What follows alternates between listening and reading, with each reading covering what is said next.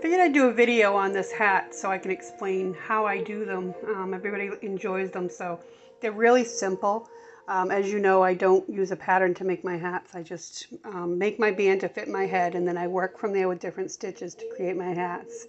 So what works for me is I use a J hook, and I do a foundation chain of 60 to start my band, and that gives it a lot of stretch.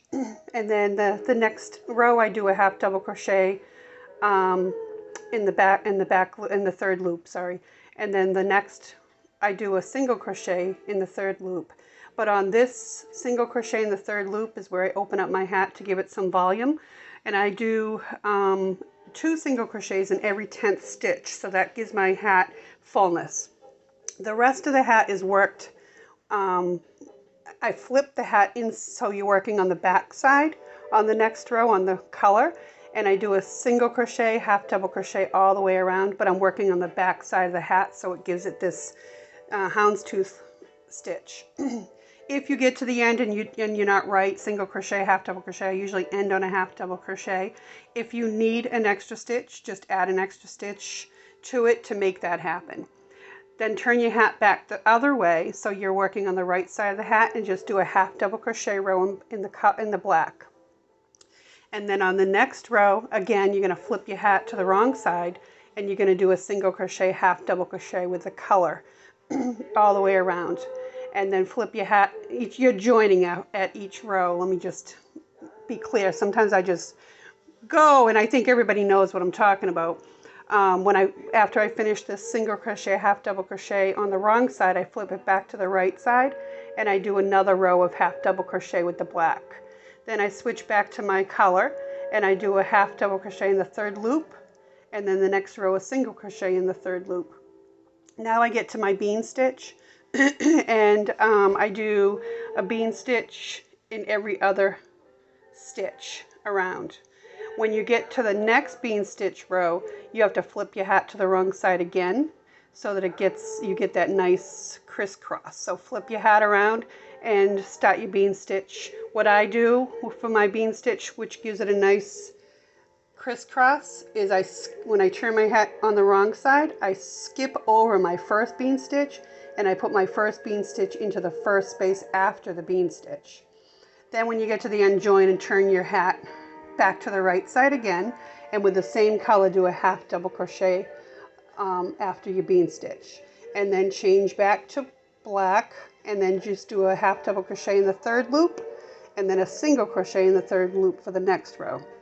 Now you're going back to the houndstooth pattern again, so you're gonna turn your hat the wrong way and on the wrong side, and you're gonna do a single crochet, half double crochet with the color. Turn your hat back to the right way and do a half double crochet with the black. Then turn your hat again to the wrong side and do another houndstooth, single crochet, half double crochet all the way to the end, and then turn your hat around, and you're going to start doing half double crochets. I usually do these in the round, so I don't have to join my last few rows. So I do a half double crochet, and as I'm doing my half double crochets now, after I get my last color done, I'm decreasing every 6 stitch, and then just keep working in the round, joining. I don't join it, I'm sorry, I just keep working in the round. So I do 6, and the next row I do 5, 4, 3, 2, and then I get to the end, and I use my tail to cinch the little bit of a hole up, and I sew that in nice and secure. I use the Daisy Cottage flower, which I love. I don't do it like she does it because I like a smaller beginning, so my button covers it. So I usually do a single crochet in the first round and to make my flower, and then I do it as she does with the double crochets on the next 2 petals. So anyway, it's so simple to make this. I think we all worry about stitch count with hats. You really just don't have to worry so much about having exactly the right stitch count.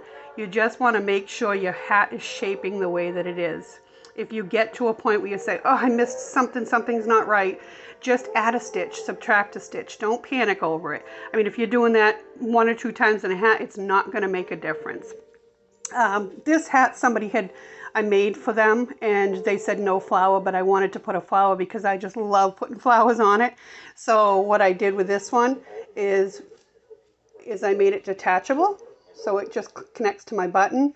And how I did that was, instead of closing in my hole when I made my flower, I left it big enough so it would fit right over my button, so she can take it off, wear the flower, or not wear the flower if she chooses. But I just love the flowers. Now I can't get it on with one hand here.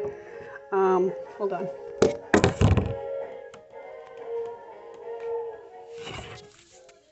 So anyway, that's my flower, a detachable flower. So anyway, that's my hat. That's how I make them. And they're really, really simple. So don't get too confused. Just do your thing. Play with stitches. If you have a hat pattern that you like, use that hat pattern. Say you have a band that works really good for you.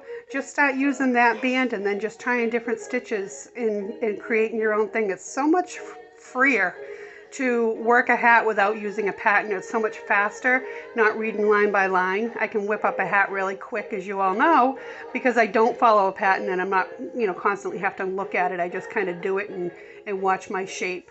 But anyway, I hope everybody has fun with this one. I love this hat.